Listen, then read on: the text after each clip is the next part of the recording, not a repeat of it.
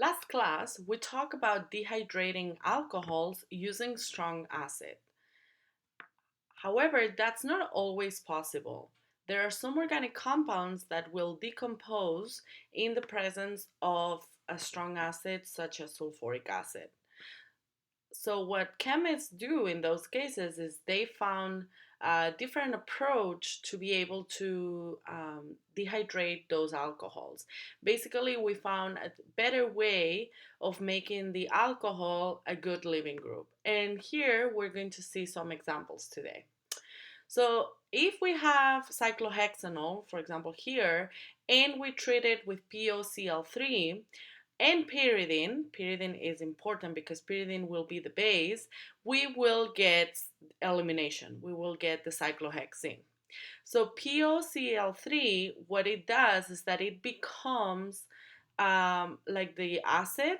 The lone pair on the alcohol will attack here the POCl3, and that will make the alcohol a good living group. And then the pyridine will come and act as the acid as usual.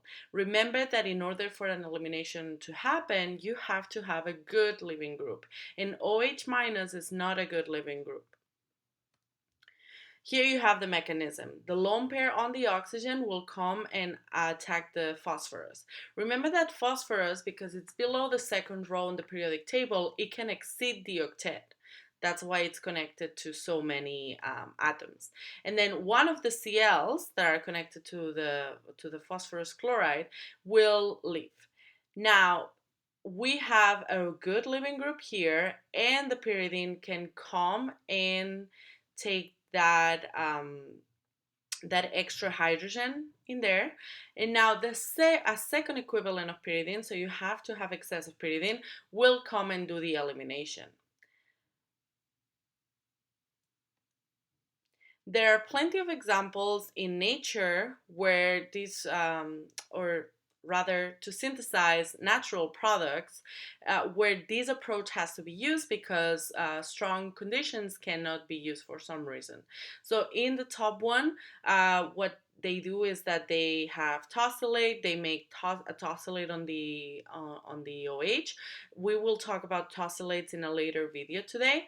And then once the alcohol becomes a good living group, it will be deprotonated and form the double bond. And we were just talking about POCl3. In that case, so remember the lone pair on the oxygen can come, attack the phosphorus, and we will get a good living group. And now the pyridine in the second step will come and get that hydrogen, and that's how we will get the double bond in there.